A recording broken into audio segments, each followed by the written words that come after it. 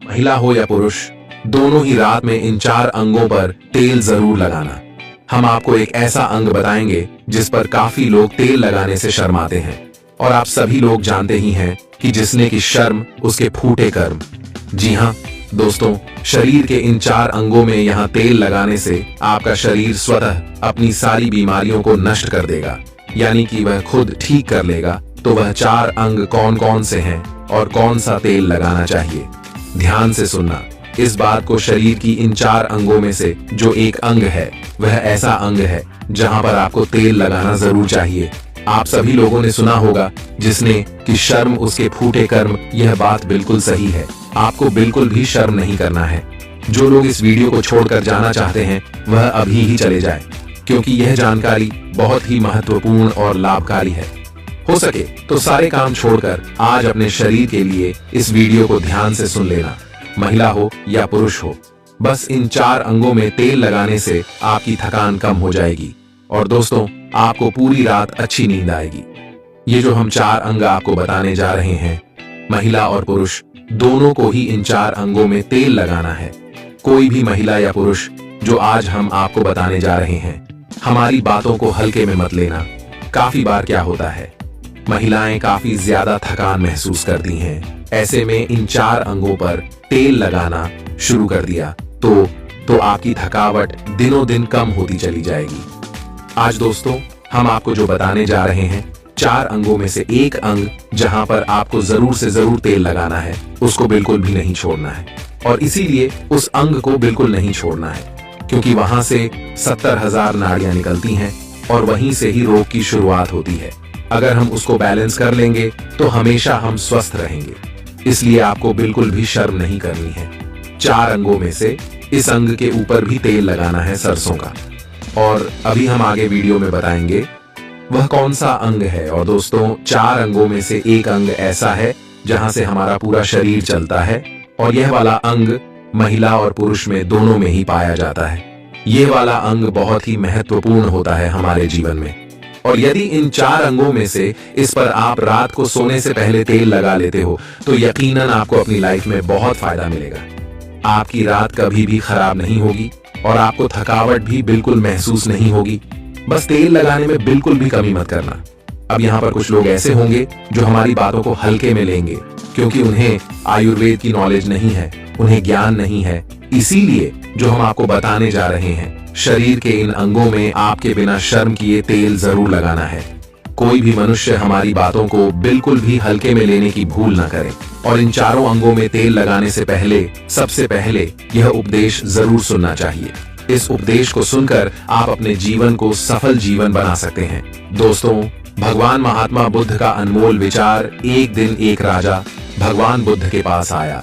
बुद्ध के आश्रम में बहुत भीड़ थी। राजा ने भगवान बुद्ध से आग्रह किया कि वह एकांत में कुछ बुद्ध से कहना चाहते हैं। तथागत गौतम बुद्ध बोले, सर्वत्र एकांत है, यही बोलो। फिर राजा ने कहा कि मैं तथागत संन्यास लेना चाहता हूँ। गौतम बुद्ध गंभीर हो गए। वे बोले कि तुम्हें संन्यास होने के लिए दीक्षा के पहले मेरी एक शर्त का पालन करना होगा। राजा ने स्पष्ट किया कि जब दीक्षा लेनी ही है और संन्यास होना ही है तो मुझे आपका सभी शर्तें मंजूर है। और फिर तथागत बुद्ध ने आदेश दिया और कहा, अपने कपड़े उतारो, अपने जूते उतारे और नग्न हो जाओ, और इसी नग्न अवस्था में अपने राज्य के राज्य मार्गों पर स्वयं को जूते मारते हुए चक्कर लगाकर आओ।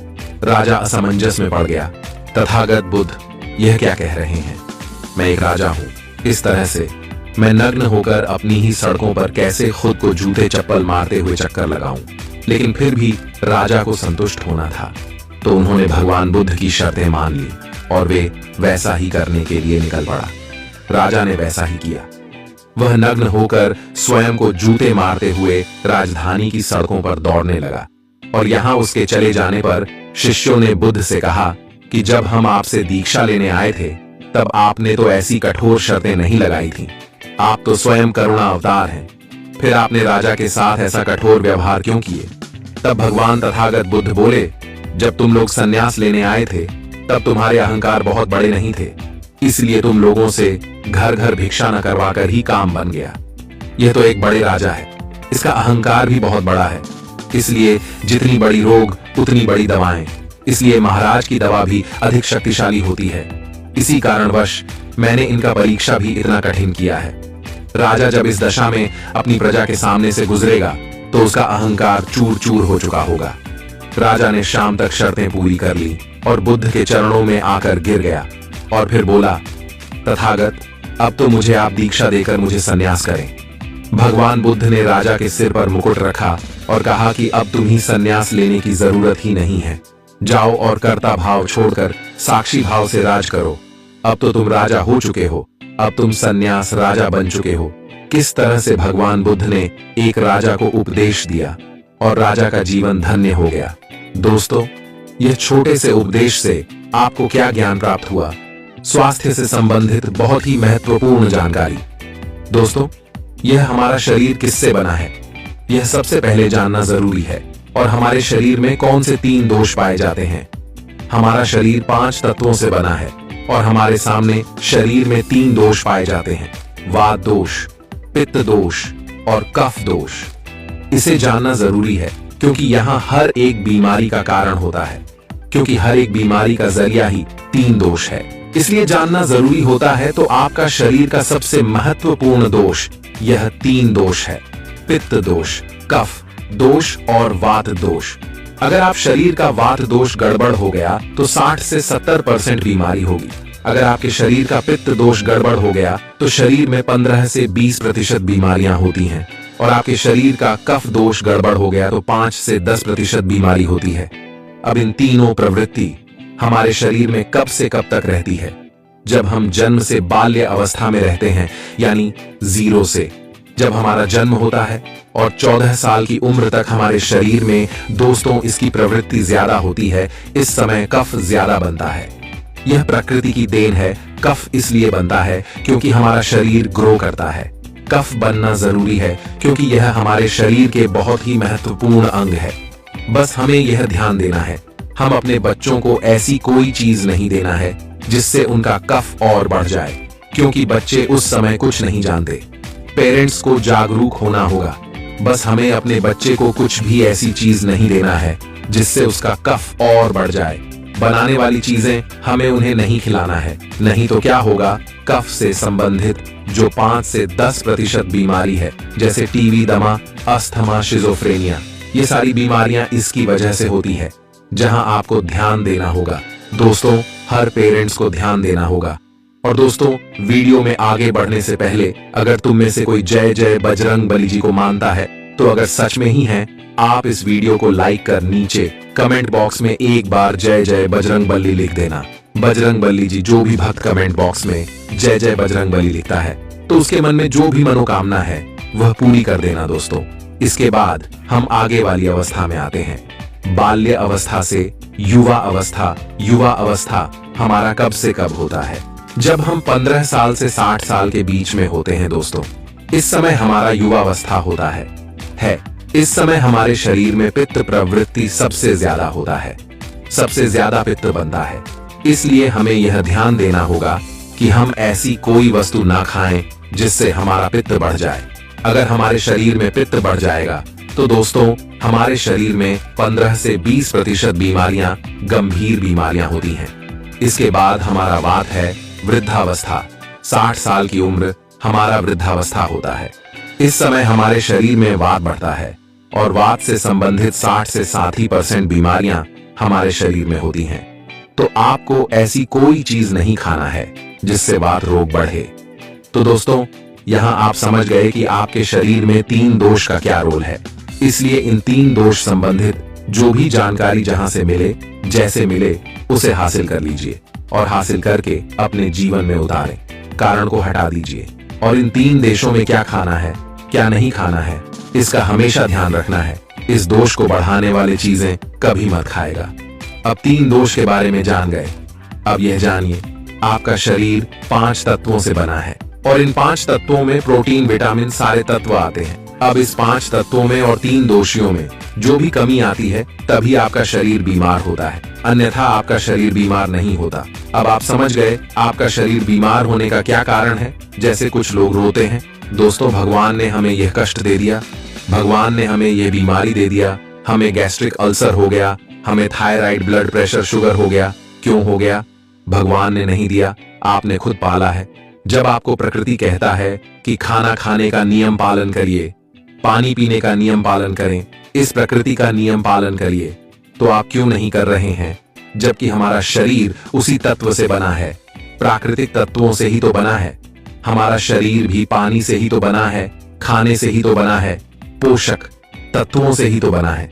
ये सारे नियम का आपको पालन करना होगा।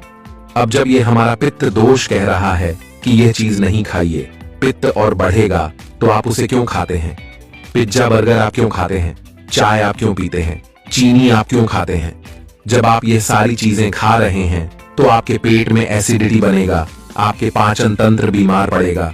तो जब आपका पाचन तंत्र बीमार होगा तो कुल मिलाकर तमाम बीमारियां आपको आएगी। ये तो आप खुद कर रहे हो ना, ब्रह्मांड नहीं दे रहा है, भगवान नहीं कर रहा है, हम आप इसे खुद जाने अनजाने में कर रहे हैं। हम अपने मन को, अपनी जीभ को कंट्रोल नहीं कर पा रहे हैं। तो दोस्तों, ये सारी चीजें आप छोड़ दीजिए। अब दोस्तों, बात करते हैं हमारे शरीर में तेल कौन सा लगाना चाहिए, कहां पर लगाना चाहिए, उस पर जानते हैं। समझ गए? आपका शरीर निर्माण कैसे होता है, इसे सुरक्षा करना आपके हाथ में है कि सुरक्षा आप खुद करिए। शरीर की 4 महत्वपूर्ण अंग है जिससे आपके शरीर की सारी नसें जुड़ी हुई हैं। दोस्तों, पहला पैर का तलवा, दूसरा है आपकी नाक और तीसरा है नाभि, चौथा है आपका सिर। यह 4 सबसे महत्वपूर्ण अंग है और इन चारों जगह पर आपको तेल लगाना है। दोस्तों, बस ये ध्यान देना है कि आपको कब लगाना है और कैसे लगाना है। बस ये ध्यान देना है, रोज सुबह जो मॉर्निंग वॉक करता है नंगे पैर जमीन पर या फिर हरी घास पर, तो उसकी आंखों की रोशनी कभी कम नहीं होती। इसलिए आपको पैर के तालू में शुद्ध तेल लगाना है।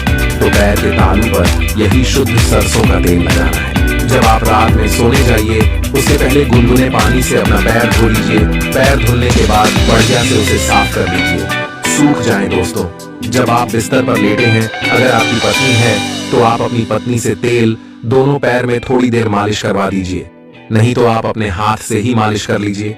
रात में सोते समय यही शुद्ध सरसों का तेल, और जैसे ही आप अपने 5 मिनट दोनों हाथों से मालिश करेंगे, तेल से गर्माहट आएगी। दोस्तों, तुरंत ही आपको नींद आना शुरू हो जाएगा। अगर आप नींद का टैबलेट लेते हैं, अगर आप डिप्रेशन में हैं, नींद नहीं आ रहा है, तो यह दूसरे दिन से ही बंद हो जाएगा।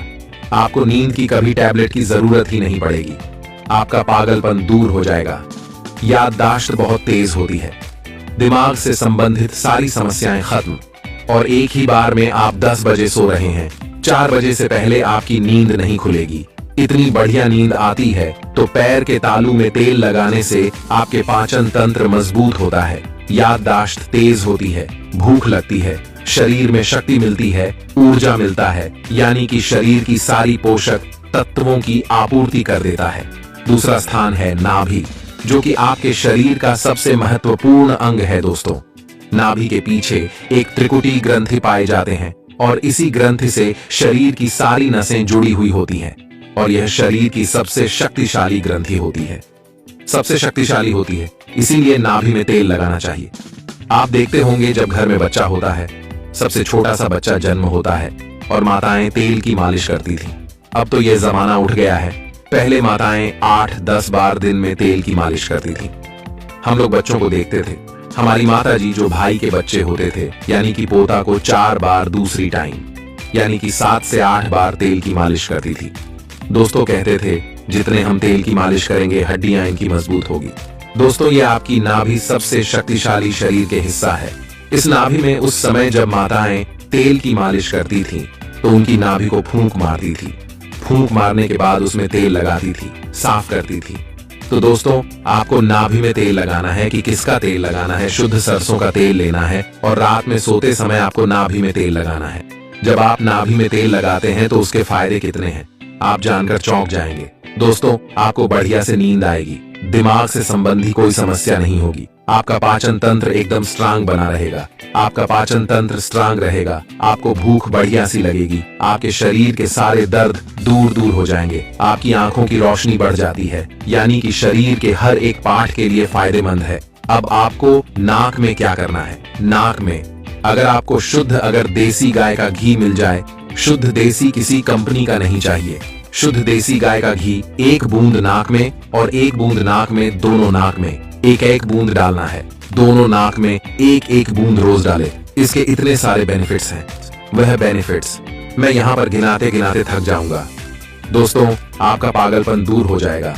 किसी के अंदर पागलपन है, पागलपन की दवा चल रही है, तो दोस्तों 3 से 4 महीने के अंदर पागलपन की दवा बंद हो जाएगी। आपके कान के पर्दे में छेद है तो कान के पर्दे का छेद बिना ऑपरेशन के ठीक हो जाएगा, सिर्फ 3 से 4 महीने में। बाकी कोई दवा ऐसे नहीं बनी जो आपको ठीक कर दे। आपको नींद की समस्या है, नींद की समस्या दूर हो जाएगी। याददाश्त कमजोर है, याददाश्त आपकी तेज हो जाएगी। शरीर में कमजोरी है, शरीर की कमजोरी दूर हो जाएगी। जुकाम आपको कभी पूरे भविष्य में नहीं होगा। जुकाम, सर्दी, खांसी, नाक से संबंधित जितने भी बीमारी है आपको नहीं होगा। अब एक बात और है, जहां से आपका शरीर पूरा ब्रेन जुड़ा हुआ है, आपको अपने सर में सरसों का शुद्ध किसी कंपनी का आप मत लीजिए। ये शुद्ध सरसों का तेल आप अपने सर में लगाइए। जैसे ये शुद्ध सरसों का तेल आप अपने सर आसानी से इसे थपथपा पाएंगे। दोस्तों, नींद आना आपको शुरू हो जाएगी, तो आप खुद देखिए नींद लाने में कितने रोल है। तो दोस्तों, आपको सिर में तेल लगाने से सोते समय कितने सारे प्रॉफिट है। आपका जो बाल है, बाल पक रहा होगा, वह भी रुक जाएगा। आपको नींद बढ़िया से आएगी, इतनी बढ़िया से आएगी कि क्या बताएं। दिमाग की याददाश्त पावरफुल होगी, शरीर की शक्ति बढ़ेगी, शरीर की कमजोरी दूर हो जाएगी, आपका पाचन तंत्र मजबूत हो जाएगा, यानी कि शरीर की सारी शक्तियां आपको मिलेंगी। दोस्तों, ये 4 अंगों पर ये तेल आप जरूर लगाएं या देसी घी आप नाक में डालें।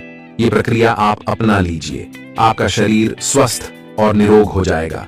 जैसे हमने कहा कि यह हमारा शरीर है, हमारा शरीर हमारे ऊपर डिपेंड है। तो दोस्तों, अभी तक हमने आपको जो भी बात बताई है, वह बात बहुत ही ज्यादा हमारे शरीर के लिए लाभदायक है। हो सके तो दोस्तों, जल्द से जल्द हमने जो आपको बात बताई है उसे फॉलो करें, निश्चित रूप से आपको लाभ मिलेगा।